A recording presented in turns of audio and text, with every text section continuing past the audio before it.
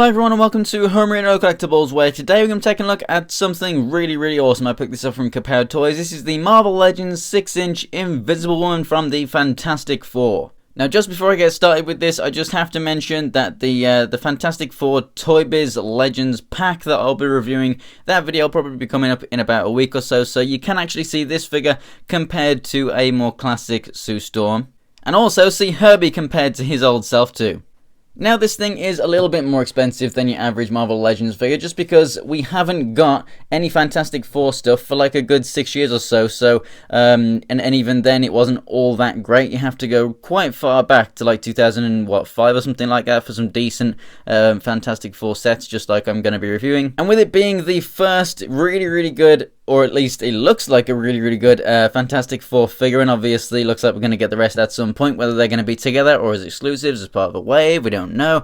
But, you know, just this prospect is really good. So retailers are selling it, you know, $2, $3, $4 dollars, pounds, whatever currency you're in, more than other Legends, just like, you know, most other exclusives and stuff. And I think it's reasonable considering, you know, everyone's going to really like this and really want it. So I'm perfectly fine paying that little bit more. So obviously, if you want it, you might have to fork out a little bit more than what you might like for your standard Legends, but at the end of the day, it should be a really nice figure nonetheless. So, on the back of the box here, we have a nice little image of the figure, and then a little bio. So let's go ahead and get this thing open and take a closer look. And here is the Invisible Woman out of the packaging, and it is a really nice figure. Now, let's just first up take a look at Herbie right here. Very unprepared without my measuring tape right here, but if we just take a standard size Marvel Legends figure, you can see that from the base of the actual Herbie itself to the head, it comes up to about the thigh level on most of your action figures,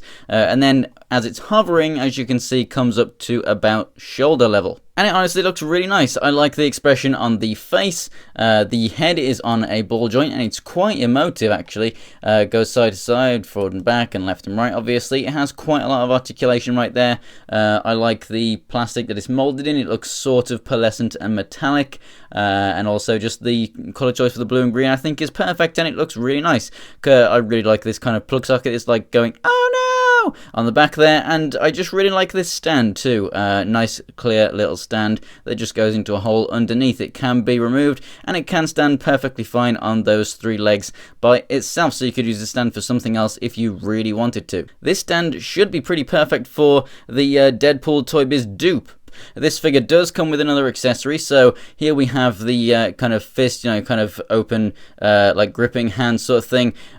We also have a, you know, semi-invisible hand as she's using her powers, so that she's just got the hand that's invisible on this arm. You can see the pinky finger slightly bent inwards there just from the packaging, but that is easily sorted out because, as you can see, it can actually just bend pretty easily back into place.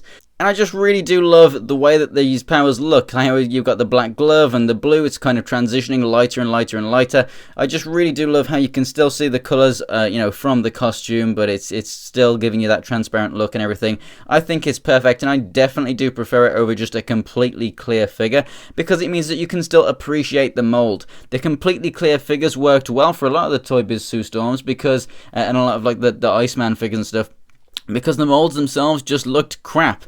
So you're just seeing kind of clear plastic, and it looks fine on your shelf. But with this, the mold does look good, and you know, you want to show it off. So having that little bit of color still in there, that's absolutely fantastic. Get the pun there. But yeah, I really do like it. The head sculpt looks awesome. Brand new head sculpt for this figure, also, I believe, anyway.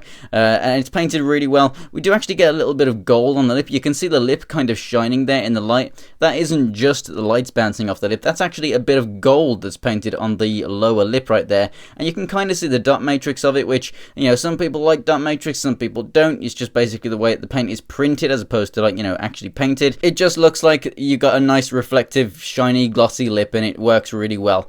The eyes are done perfectly on this figure, honestly, they really are. And the way they've done the blonde hair looks awesome, with the slightly lighter and darker tones in there to really make it pop. If you want to have your Sue Storm So I'm hovering, you do have a peg hole in the back of the figure, but other than that, it's pretty much just a standard body mold, which is going to be absolutely fantastic if you want to go ahead and repaint this figure or get it to use for customs for other stuff, because it is just a completely blank mold. The 4 on the chest there is actually pretty clean and looks very nice and metallic. It's kind of a gunmetal silver in there. It looks pretty sweet. The belt is actually painted on pretty cleanly. It's not like a super squiggly line or anything, which is nice. As for the articulation, then the head is on a ball joint, looks up and down, left and right, side to side. Then you obviously get that hinge too in there as well. Hair is quite flexible and also doesn't quite reach those shoulders, so you know, you've absolutely no hindrance with articulation there, so that's good. Arms come out to the side, rotate all the way around, rotation at the elbow, hinge there as well. I can't really say be super careful with this because I don't know if it is any more fragile whatsoever.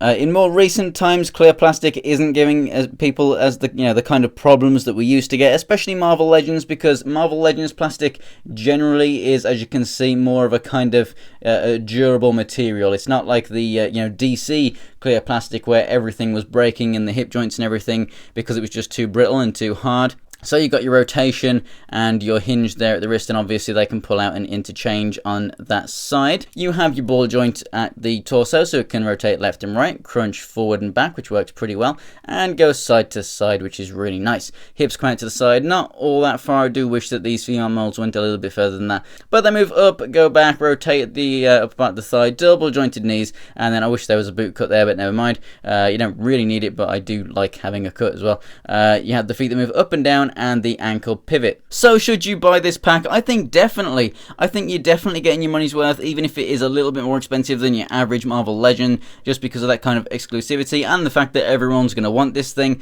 because of the fact that H.E.R.B.I.E comes with it. Now, if the other figures, are going to come out singly like this, I can kind of understand that. Human Torch could come with lots of other flame effects.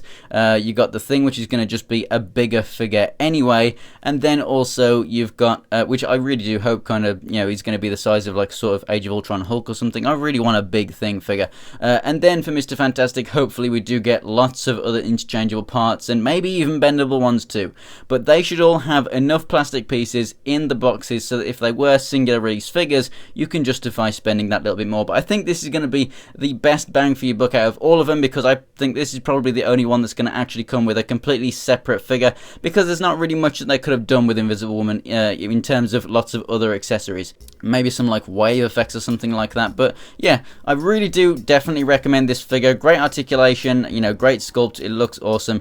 The translucent effect looks really, really good. I'm glad that it does have that touch of color in there. And like I said, H.E.R.B.I.E is a great figure. So thanks for watching, guys. If you enjoyed the video, go ahead and give it a like. And if you want to check out other videos of mine, check out my social media, which the links are in the description below, and also check out my channel. Go ahead and subscribe for future reviews, and check out the other videos on screen right now. Thanks for watching, guys, and I'll see you next time.